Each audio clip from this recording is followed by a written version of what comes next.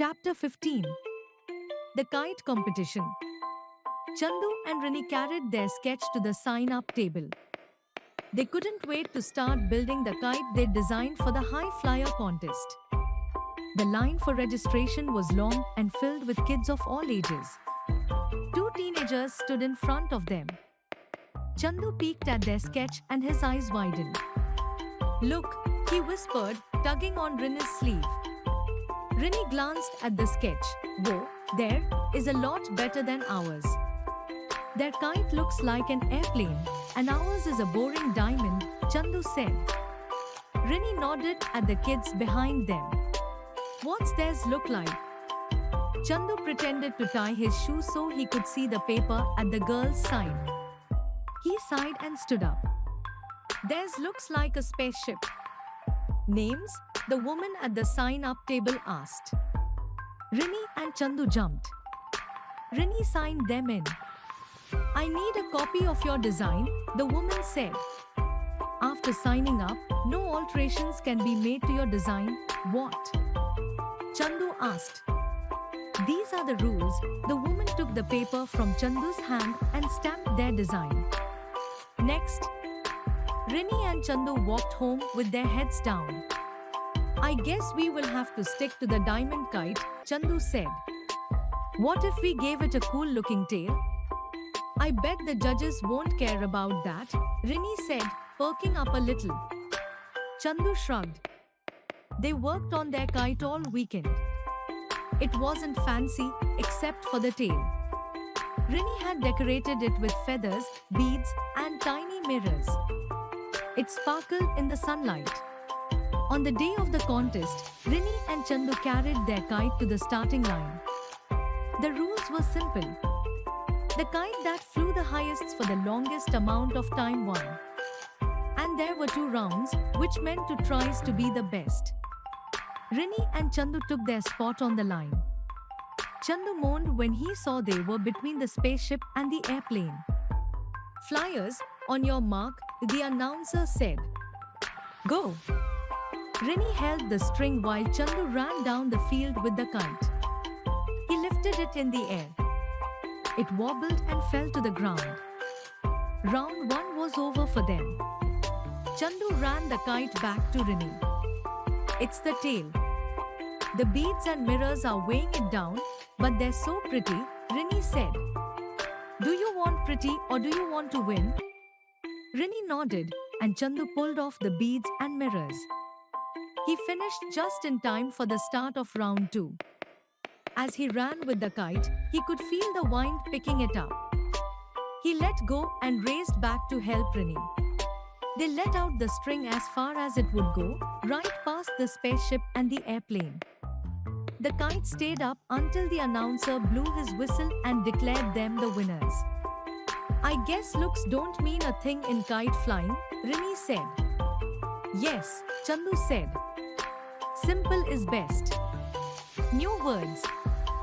Sketch, drawing. Teenagers, people between the age of 13 and 19 years. Whispered, spoke very softly.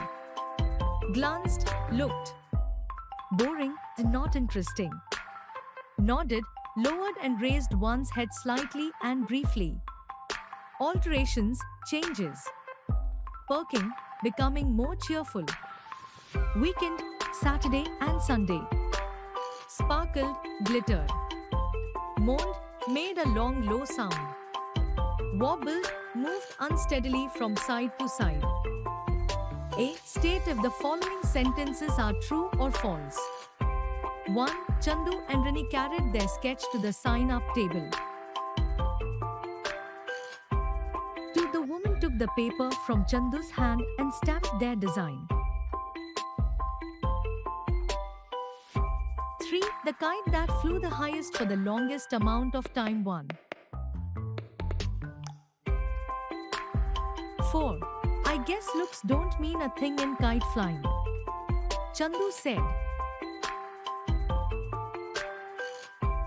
B. Answer the following questions. 1. What is the purpose of the High Flyer contest? A. To build the best looking kite. B. To build a kite that has an unusual tail. C. To build a kite that flies the highest. D. To build a kite that moves fastest. 2. What rule did Chandu and Rini learn when they were signing up? A. They could not change their kite's design after signing up. B. They needed to be 13 years old to enter. C. They had only a weekend to finish the kite. D. They could not make a diamond-shaped kite.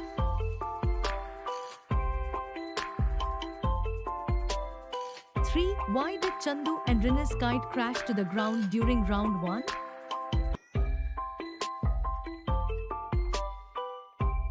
4. Which word best describes how Rini and Chandu felt when they saw the plans for the airplane and spaceship kites?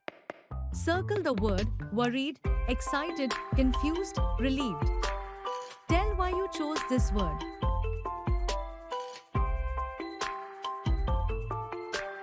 5. Which of these events happens first? A. Chandu removed the beads and mirrors from the kite's tail. B. Chandu and Rini registered for the high flyer contest. C. Chandu and Rini's kite fell to the ground. D. Chandu and Rini sketched a design for their kite. Vocabulary Zone. Match each vocabulary word from the story, The Kite Competition, to its definition. 1. Registration. 2. Teenagers. 3. Alterations. 4. Stamped. 5. Judges. 6. Perking up. 7. Mooned. 8. Sparkled. 9. Wobbled. 10. Simple. Grammar fun. Look at this sentence. The peacock dances. We can easily divide the above sentence into 2 parts. The first part names what the sentence is about, the peacock. This part is called the subject. The second part tells something about the subject, dances. This part is called predicate. The first part of a sentence that names what the sentence is about is called subject. The second part of the sentence that says something about the subject is called predicate. Subject in a command sentence. Look at this command sentence, wash your face. In the above sentence, the subject is not stated. It is understood. The sentence actually means, you wash your face. In all command sentences, the subject you is understood. Underline the subject in the following sentences. 1. Most of the seats in the hall were lying vacant. 2. Careless people cause severe accidents. 3. Don't throw stones at the animals. 4. Water pollution can cause serious diseases. 5. The notice board is near the reception. 6. Mrs. and Mr. Khanna visited the doctor yesterday. 7. The water in the river shone brightly in the sunlight. 8. The train could not reach its destination on time. 9. Farhan was grateful to his teachers for their kind help. 10. The little girl showed great courage. Listening time. Listen to the following sentences and supply the subject in each. 1. Lives in a river. 2. Is known as the father of the nation. 3. Is the capital of India. 4. Is a book containing maps. 5 is celebrated on 26th December. 6 are fond of eating bananas. 7 is called the king of the jungle. Speak well. Speak aloud and supply the predicate in the following sentences. 1. The Independence Day. 2. He. 3. The Gita. 4. The orchard. 5. They. 6. A month. 7. The newspaper. Write well. In the story, The Kite Competition, Chandu and Rini designed and built their own kite. Write a paragraph to describe something you have built on your own or with the help of your parents. My shadow. How is our shadow formed? Why does it chase us around? How does that happen? Take a look around and see if other things have shadows too. You will see that swings, trees, homes, furniture and many other things have shadows.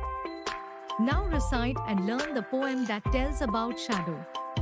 I have a little shadow that goes in and out with me, and what can be the use of him is more than I can see. He is very, very like me from the heels up to the head. And I see him jump before me when I jump into my bed. The funniest thing about him is the way he likes to grow, not like the proper children, which is always very slow, for he sometimes shoots up taller like an India rubber ball, and he sometimes gets little that there's none of him at all. R. L. Stevenson. Help box. Heels, here, feet. Funniest, humorous.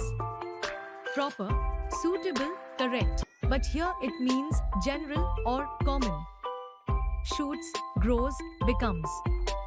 Poetry appreciation. A. State if the following sentences are true or false. 1. The poet talks about his shadow in the poem. 2. The shadow goes in and out with him. 3. The poet's shadow is bigger than him. 4. The funniest thing about the shadow is the way he likes to grow. B. Complete the following sentences by using the words from the poem. 1. The poet has a little. 2. When the poet jumps, the shadow jumps him. 3. The shadow does not grow like the proper. 4. Sometimes the shadow shoots up taller like an India ball. C. Put a tick on the correct option to complete the sentences. 1. The shadow is very much like the A. Poet. B. Shadow. C. India rubber ball. D. Children.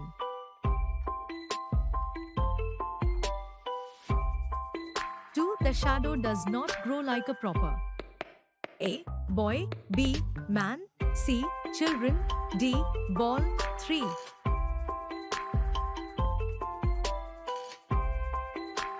The poet's shadow is just like him from heels up to the A. Neck. B.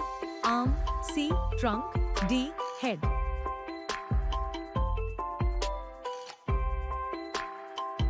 4. The shadow sometimes gets so that there is none of him at all. A. Huge. B. Big. C. Little. D. Tall.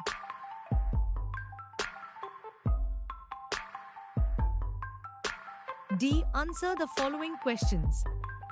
1. What does the poet have with him? 2. What does the poet see when he jumps into his bed?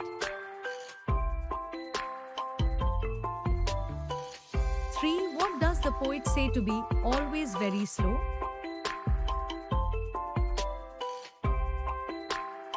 4. Who sometimes shoots up taller?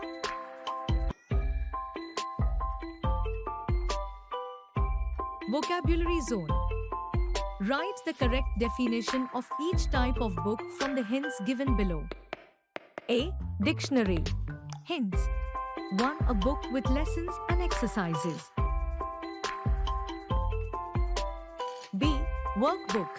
2. A book where notes on daily activities are written. C. Atlas. 3. A book with names, addresses and phone numbers of people. D. Album. 4. A book of maps. E. Textbook. 5. A book that provides the meaning of words. F. Diary. 6. A book containing exercises and problems to solve. G. Directory. 7. A book in which photographs are kept. Grammar fun. Simple future tense. Simple future tense is used to express something that is going to happen in the near future. We use shall, will in simple future tense. Read this conversation. Tom, what will you do tomorrow? Rosie, I shall go shopping. Tom, what will you buy? Rosie, oh, I will buy lots of things. I will buy a new dress. I will also buy a nice doll. Maybe I will buy a pair of new shoes, too. Tom, will you show them to me? Rosie, yes, I shall show them if you come to my house. Tom, I will surely come. A. Complete the sentences by using simple future tense of the verbs given in brackets. 1. You very happy. Feel. 2. I a lot of money. Get. 3. He a beautiful house. Buy. 4. Your friends you. Envy. 5. You a beautiful girl. Meet. 6. People you. Serve. 7. They the order. Refuse.